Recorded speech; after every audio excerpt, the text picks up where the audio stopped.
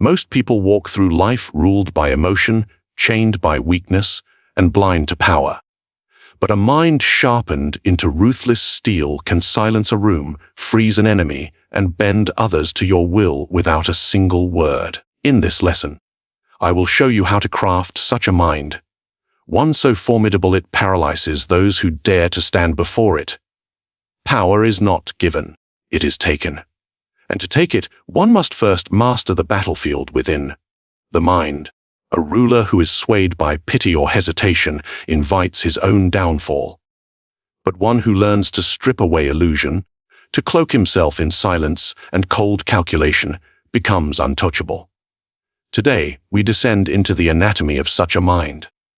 You will see not the fantasies of morality, but the mechanisms of control, the architecture of fear, and the subtle art of appearing inevitable. If you wish to rule rather than be ruled, you must learn to think as the lion and move as the serpent. Hesitation, the silent assassin of power. You have felt it before. The moment when your mind screams to act, yet your body lingers in uncertainty. In that pause, the advantage dies, opportunity slips away, and those watching you see not strength, but weakness. In politics, on the battlefield, and in daily life, hesitation is the moment your enemies mark you as prey. History has shown us this truth with merciless clarity. Consider Caesar crossing the Rubicon. He knew the Senate would brand him traitor. He knew he risked death. Yet he did not pause. He moved forward, and Rome bent to his will. Had he hesitated, even for a night, his enemies would have rallied. His allies would have doubted, and the empire we remember would have never been born. Hesitation kills not only action, but perception. And perception, as you should know by now, is power. Ask yourself when you encounter a man who decides instantly, who acts without flinching. Do you not feel smaller in his presence? Do you not instinctively follow, even before reason catches up? This is the power of ruthless clarity. It paralyzes others. It bends them into obedience. The human mind craves certainty. When uncertainty appears, people cling to the first figure who seems sure of himself. That is why hesitation is fatal, not only for leaders, but for anyone seeking control. If you hesitate, you abandon the throne to someone who does not. Consider the battlefield at Agincourt. The English were outnumbered, exhausted, half-starved. Yet Henry V did not hesitate. He ordered his men forward into mud and chaos. His enemies, though greater in number, faltered in doubt. And doubt, once it spreads like fire in dry grass. It consumes men faster than swords. The French were crushed, not only by arrows, but by their own hesitation. Do you see it? The difference between triumph and ruin often lies in a pause no longer than a breath. Now look to your own life. How many chances have you buried because you hesitated? How many enemies remained standing because you delayed the strike?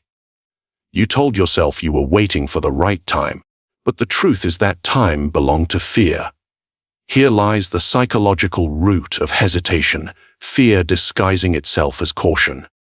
You tell yourself you are being careful, wise, patient. Yet beneath that mask, fear whispers, wait. Do nothing. Stay safe. But safety is the enemy of power. When you hesitate, you broadcast fear. Others can smell it. It seeps into your words, your posture, your tone. And once they sense hesitation, they move in for the kill. Think of negotiations. The one who hesitates, even for a second, loses ground. The other side senses the crack and widens it. They press harder, you retreat further. Soon you are defending instead of attacking. A single pause has transformed predator into prey. So how do you kill hesitation before it kills you? You must train your mind to prize clarity above comfort. Decide quickly, even when you do not possess all the facts. A swift, imperfect decision will always command more power than a flawless one delivered too late. Alexander the Great conquered half the world before the age of 30, not because he was invincible, but because he moved faster than his enemies could think. While they hesitated, he struck. While they debated, he acted. His victories were often won before battle, for hesitation had already rotted the will of those who opposed him. The ruthless mind accepts risk. It understands that no decision is ever certain, no outcome guaranteed. But hesitation is the one guarantee of failure. Better to burn with boldness than to rot with caution. And so, when the moment comes, you must act with a clarity that terrifies. Speak without stammer, move without pause. Decide as though hesitation has already been outlawed in your soul. Ask yourself this: would you rather be the man who leaps and conquers, or the man who waits and watches his chance dissolve? Those who master this principle become immovable figures in the minds of others. Their decisiveness creates an aura of inevitability. Opponents fold before the first blow is struck. Allies trust them blindly, because certainty is more intoxicating than truth itself. But beware. Decisiveness without strategy is recklessness. The ruthless mind does not leap blindly, it leaps with cold preparation already in place. This, then, is the death of hesitation. The fusion of clarity, courage, and calculation into a single act. And once you wield it, you will notice something strange. Rooms will quiet when you enter. Men will lower their eyes. Enemies will second, guess themselves before you even speak. Because decisiveness, in its purest form, is not action alone. It is power made visible. And now, if you dare to move further, you must face the second weapon of the ruthless mind: silence. Silence. The most underestimated weapon in the arsenal of power. Men fear swords, armies, wealth, and reputation. But silence unsettles them in ways no weapon of steel ever could. Words reveal intention. Silence conceals it. And in concealment lies control. Ask yourself, how many times have you felt anxious when another remained quiet? How often did your own mind rush to fill the gap, imagining insults, threats, or judgments that were never spoken? That is the essence of silence. It forces others to reveal themselves while you remain unreadable. Consider the courts of Renaissance Italy. A prince who spoke too freely gave away his ambitions. Intrigues thrived on loose tongues. But the one who listened, who withheld his thoughts, became the figure everyone feared. For his silence left space for speculation, and speculation is more terrifying than truth. Why? Because silence is a mirror. Into it, men pour their own insecurities. They imagine your power greater than it is, your plans darker, your reach longer. Words limit you, silence multiplies you. Think of negotiations. The man who argues, explains, and justifies is already on the defensive. The man who remains silent after an offer forces the other to squirm, to doubt, to sweeten the terms without knowing why. Silence shifts the burden of unease onto others. It makes them move while you remain still. There is a psychological truth at work here. Humans are uncomfortable with voids. The mind craves closure. When silence appears, the mind races to fill it. This is why interrogators often let their subjects speak into silence, confessing more than they intended. The weight of the quiet becomes unbearable. Alexander, Caesar, Napoleon, they all understood the power of silence.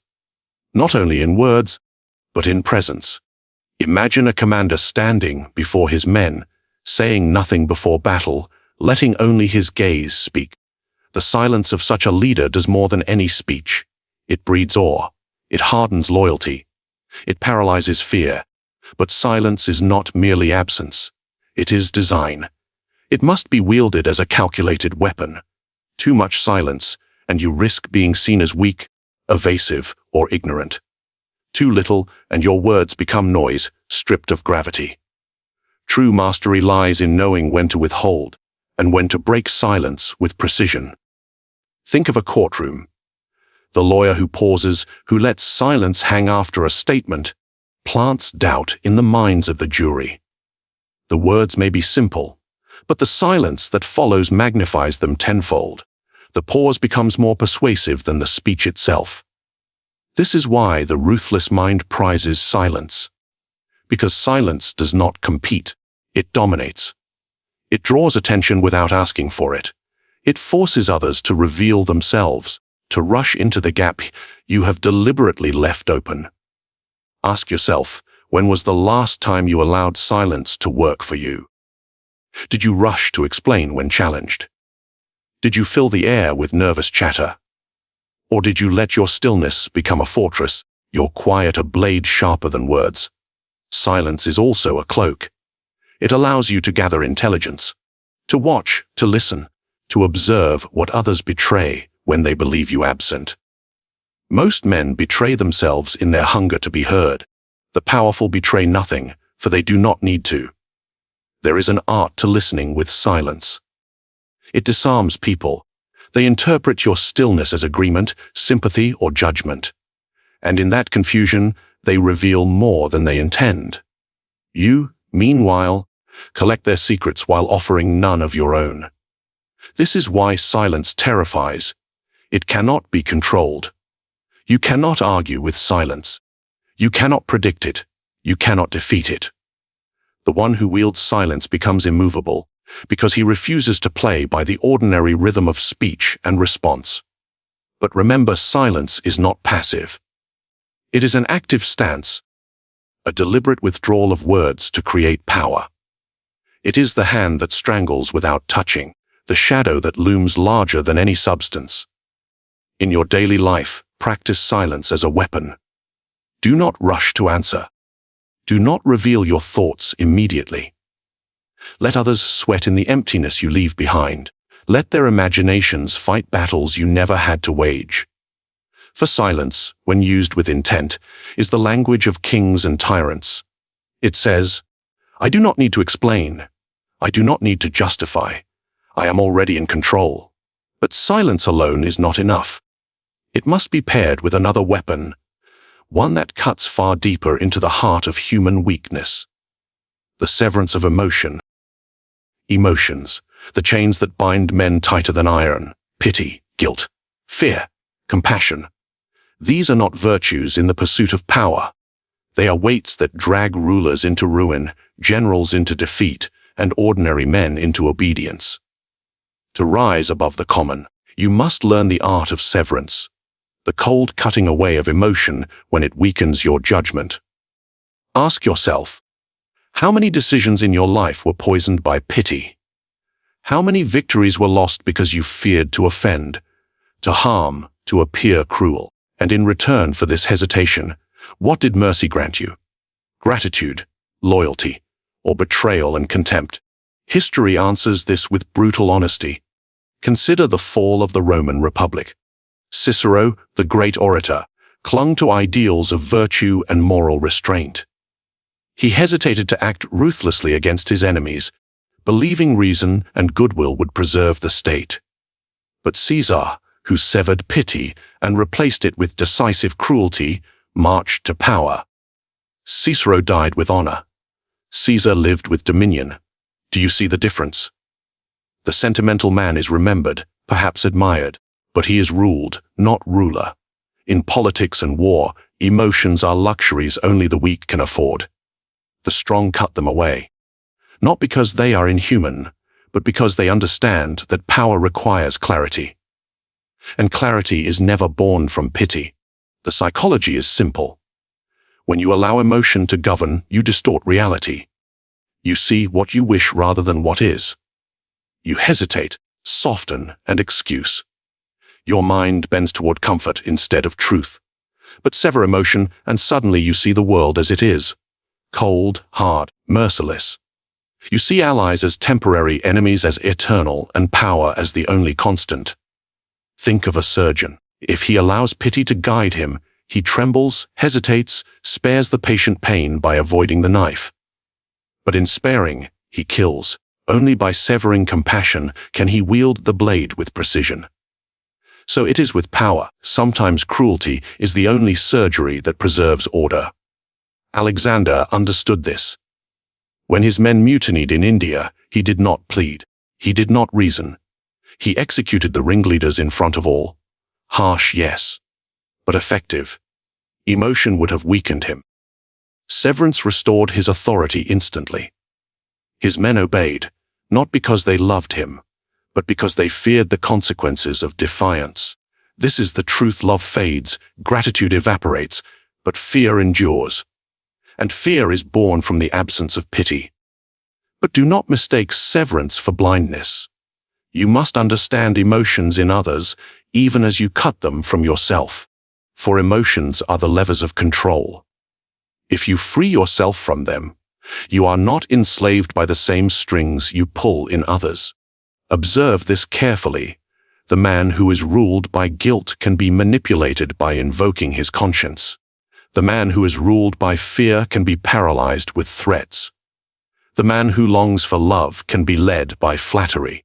But the one who has severed these within himself cannot be steered.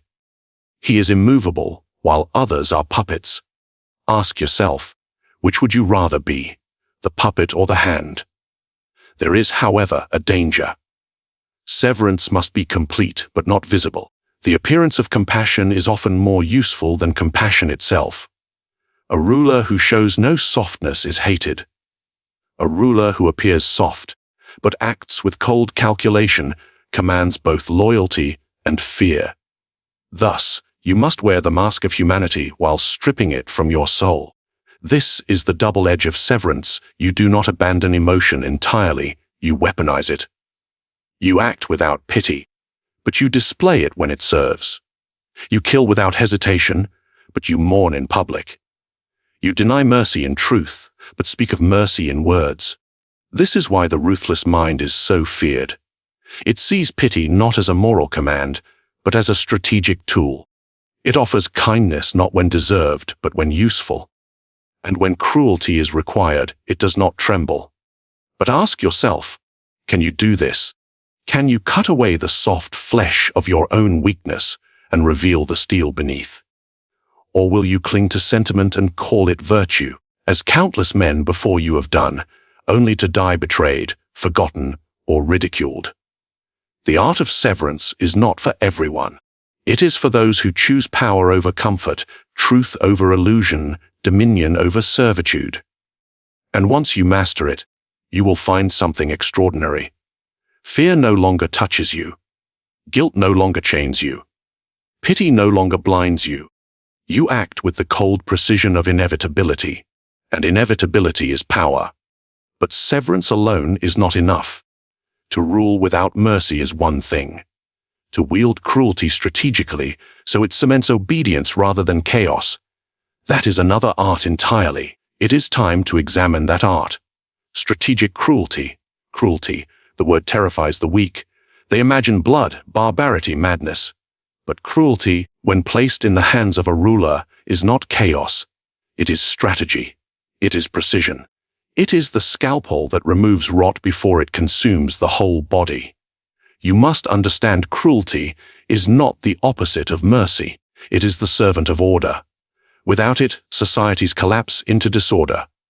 With it, rulers hold dominion far longer than those who rely on love. Ask yourself, would you rather be feared or loved? You already know the answer. Love is fragile, fear is enduring. Cruelty used wisely births fear, and fear cements obedience. History proves this again and again. Consider Caesar Borgia. When he conquered the unruly province of Romagna, the land was plagued with theft, rebellion, and lawlessness. What did he do? He appointed a ruthless minister, Ramiro di Orco, who crushed disorder with swift and brutal punishments. The people trembled, but they obeyed. And when their obedience was secured, Borgia executed the minister in a public square, showing mercy by removing the tyrant he himself had unleashed. The people admired him for his justice, forgetting it was his cruelty that had established peace in the first place. This is strategic cruelty, calculated, deliberate, and always serving a higher purpose. The psychology is simple. Men fear pain more than they value reward. Threaten their lives, their families, their livelihood, and they will submit. Offer them gifts, kindness, or promises, and they will betray you the moment another promise appears brighter. Cruelty imprints itself deeper than kindness ever can. But cruelty must be sharp, not lingering. Strike quickly, strike decisively, then stop. Prolonged cruelty breeds rebellion. Swift cruelty breeds stability. Just as a surgeon cuts only once to save a life, a ruler should strike with cruelty once to secure power. Think of the French Revolution. When terror stretched on without end, the guillotine devoured not only enemies, but friends, allies, and eventually its creators. Endless cruelty without strategy becomes chaos, and chaos consumes even the strongest. Ask yourself, then, how can you wield cruelty in your own life, not as barbarity, but as power? Perhaps in the workplace. Imagine a leader who tolerates incompetence, who hesitates to punish, who fears appearing harsh. What happens? Mediocrity thrives. Respect dissolves. But a leader who punishes failure swiftly, publicly, and with finality sends a message stronger than any speech. Weakness will not be tolerated. Others fall in line. Cruelty has done in a moment what kindness could not achieve in years. Or consider personal relationships. If someone betrays you and you respond with softness, you invite further betrayal. But if you sever ties coldly, without apology, without hesitation, the message is unmistakable. Others will think twice before crossing you. Your cruelty protects you from future wounds. There is also cruelty of absence. Withholding your presence, your words, your support at the moment others crave it most. This wounds more deeply than violence. Silence and withdrawal, applied strategically, breaks spirits more effectively than any weapon. But here lies the art. Cruelty must never be random. The moment it appears uncontrolled, you lose respect and invite revolt. True cruelty is never indulgence. It is never revenge. It is always a tool. Wielded only when it strengthens your position. Ask yourself, when you punish, do you punish to restore order, or to satisfy your anger? If it is the latter, you are not a strategist. You are a slave to your passions. The ruthless mind punishes only when it benefits, and never when it does not. And yet, cruelty alone is not enough. A ruler who is only cruel becomes hated, and hatred breeds conspiracies. This is why cruelty must be paired with spectacle, with gestures of mercy, with calculated appearances of generosity. Think again of Cesare Borgia. He unleashed terror through his minister, then displayed mercy by removing him. The people feared his strength but loved his justice. He was both feared and respected, which is the perfect balance. The lesson is clear. Cruelty must be rare, memorable, and purposeful. It must terrify enough to cement obedience, but not so often that it breeds despair. Used correctly, it does not weaken. It strengthens. It does not destroy. It stabilizes. But most importantly, cruelty must never appear as cruelty. It must appear as necessity, as justice, as order. When others believe your cruelty is for their benefit, they will accept it willingly, even thank you for it. This is the art you must master. Cruelty hidden beneath the mask of virtue. A strike that looks like protection. A punishment that looks like justice. A wound that looks like healing. And once you wield this weapon correctly, you will find yourself feared, respected, and obeyed beyond question. But there remains another step. For cruelty alone cannot secure eternal dominance. To become untouchable, you must construct something greater than actions, greater than punishment. You must build an aura, a mask of inevitability, that convinces others resistance is useless before they even try. The mask of power. Power is not only what you possess, it is what others believe you possess. A sword at your side is dangerous, but the belief that you will use it without hesitation is far more dangerous. Men do not fear reality as much as they fear perception, and this is why the wisest rulers construct not only armies, laws, and wealth, but an aura of inevitability. Ask yourself, what happens when people believe resistance is useless? They stop resisting before the fight even begins. They surrender in their hearts long before they surrender in their hands.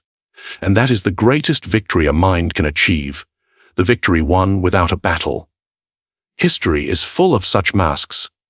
Consider Genghis Khan. His armies were terrifying, yes, but his reputation was even more powerful. Stories of his cruelty, many spread deliberately, traveled faster than his horsemen. Entire cities surrendered at the mere rumor of his approach. The mask of inevitability marched ahead of him, breaking down walls before his soldiers ever arrived. This is the secret. Once others believe you cannot be defeated, they do not test you. They kneel. The psychology is simple. Human beings crave certainty. Uncertainty breeds courage. When men think they have a chance, they dare. But when you make yourself appear inevitable, you rob them of courage. What is the point of resisting fate?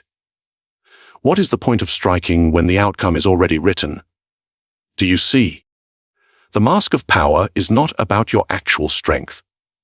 It is about shaping perception until your strength appears infinite. Think of Caesar once more. When he crossed the Rubicon, he did not only march an army into Rome. He marched with the mask of inevitability.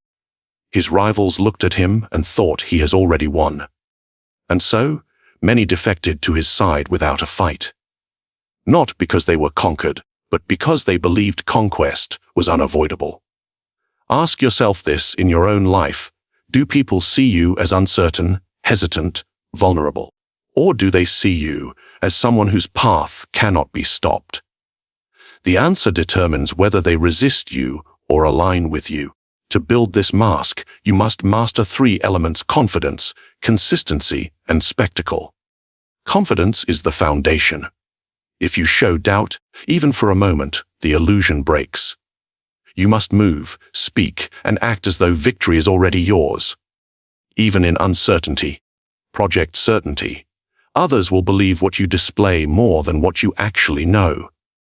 Consistency is the armor. If your words and actions shift like the wind, you look unstable, but when you are consistent, relentless in your direction, you create the image of inevitability. People begin to think, he always achieves what he sets out to do. And once they think it, they stop fighting it. Spectacle is the crown. Humans are creatures of image. They need theater, symbols, rituals. Napoleon understood this. He crowned himself emperor in front of the Pope, showing the world he was not granted power. He seized it. The act was theater, but theater shapes minds. Spectacle transforms authority into myth. This mask does not only belong to kings and generals. It belongs to anyone who wishes to rule their environment. In business, a leader who appears unstoppable draws investors, allies, and followers. In personal life, one who projects certainty draws respect and obedience. The mask convinces others that aligning with you is the only rational choice. But beware, a mask must never crack. One sign of weakness, one public failure, and the illusion dissolves. This is why rulers hide their defeats, why they exaggerate their victories, why they cloak themselves in grandeur. For the moment the world sees you as ordinary, you are ordinary. Ask yourself, do you reveal your struggles openly? Do you complain, explain, justify? Every such display tears at the mask. You must learn the opposite, to conceal losses, to magnify triumphs, and to let silence cover the gaps in your armor. The ruthless mind does not wait to be seen as inevitable. It engineers inevitability. It whispers into the minds of others until they believe resistance is useless. And once they believe, you have already won. Remember this, the greatest rulers in history were not only men of action, but men of theater. They staged inevitability until inevitability became reality. And now you face a question. You may project inevitability, yes. But how do you ensure it takes root so deeply that fear does not merely respect you, but paralyzes your enemies entirely? That is the next weapon. Turning fear into paralysis. Fear is the beginning of control. But paralysis, when fear grows so heavy it freezes men in place, is the perfection of it. It is one thing to be feared. It is another to become a figure so overwhelming that enemies cannot even move against you. They tremble, hesitate, and collapse under the weight of your presence. This is the highest form of domination victory, achieved without a struggle, because terror has already done your work for you. Ask yourself, have you ever faced a figure whose mere silence unnerved you, whose gaze pierced so deeply that words failed in your throat? Did you not feel your will weaken, your thoughts scatter, your body betray you? That is paralysis. And once you master it, you no longer need armies or threats. Your very existence becomes a weapon. History offers many examples. Consider Timur the Lame, the conqueror who left pyramids of skulls in the wake of his campaigns. His reputation traveled faster than his armies. Cities, upon hearing of his approach, often surrendered without a single clash. Not because they lacked defenses, but because the fear of what might come destroyed their will to resist. The walls stood tall, but the hearts inside had already crumbled. Or look to the Mongols. They spread rumors deliberately, whispering of supernatural cruelty, of massacres beyond comprehension. These stories broke spirits before battles began. Soldiers deserted, leaders fled, and when the Mongols finally arrived, victory was already assured. The fear they planted had grown into paralysis. Why does this happen? Because the human mind, when gripped by fear, exaggerates the danger beyond proportion. Anxiety feeds imagination. The unknown multiplies in the dark. And the more the mind imagines, the weaker the body becomes. Fear does not just scare, it corrodes. Here lies the psychology people do not need to experience cruelty to feel crushed by it. The threat is often stronger than the act itself. Once a man believes he cannot win, he has already lost. So how do you use this power in your own life? First, through presence. When you carry yourself with unshakable composure, when you refuse to flinch or show weakness, others begin to doubt themselves. Your calmness in chaos becomes their torment. They wonder, what does he know that I do not? Why does he not fear what I fear? Their doubt grows into hesitation. Hesitation matures into paralysis. Second, through unpredictability. Predictable men inspire irritation. Unpredictable men inspire dread. If others cannot anticipate your next move, they overthink. They waste their energy preparing for possibilities that never come. They exhaust themselves in fear of shadows while you strike only once, decisively. Third, through spectacle. Do not underestimate the power of a well-crafted display. One calculated act of severity, public, visible, unforgettable, creates stories that echo longer than the act itself. And stories, retold in whispers, magnify into legends. Legends paralyze more effectively than swords. But there is an art to balance. If you rely on cruelty too often, men adapt. They no longer freeze, they rebel. Paralysis is not born of constant terror. It is born of selective terror, placed with surgical precision. Strike once, but let the echo of that strike ring for years. Ask yourself, when others look at you, do they see a man to be tested? Or a man whose resistance is futile? Do your enemies rally courage when they hear your name? Or does your name itself rob them of courage? The ruthless mind does not merely punish. It designs fear, cultivates it, and lets it bloom in the minds of others until they are incapable of action. This is why hesitation in you must die, but hesitation in others must be planted and nurtured. You kill your own doubt while feeding theirs. Think of it this way. Every human mind is a fortress. Some are built on stone, others on sand. Fear seeps through the cracks, undermining the foundation until the walls fall inward. You do not need to batter the fortress from without. You let fear rot it from within. And when your enemies finally collapse before you, unable even to raise a hand, you will know the truth. Paralysis is not weakness in you. It is weakness engineered in them. But this is not the end. For paralysis is only one dimension of mastery. To rule absolutely, you must not only terrify. You must shape perception so completely that others believe your dominance is not only powerful, not only inevitable, but eternal. The question is, how do you craft power that outlives fear itself? That is where our journey now turns. Power is not always taken with armies. Often it is taken with silence, with timing, with the slow shaping of perception until others obey without knowing why. To control a man openly is simple. To control him without his awareness, that is mastery. You have seen how hesitation destroys, how silence unsettles, how severance frees, how cruelty stabilizes, how inevitability commands, and how fear paralyzes. Each is a blade. Together, they form a crown. Ask yourself, are you willing to wear it? Or will you remain ruled by the very forces you refuse to master? Remember this, the greatest victory is not when men bow because you forced them. It is when they bow because they never imagined standing. Now I leave the question to you. How will you use what you have learned?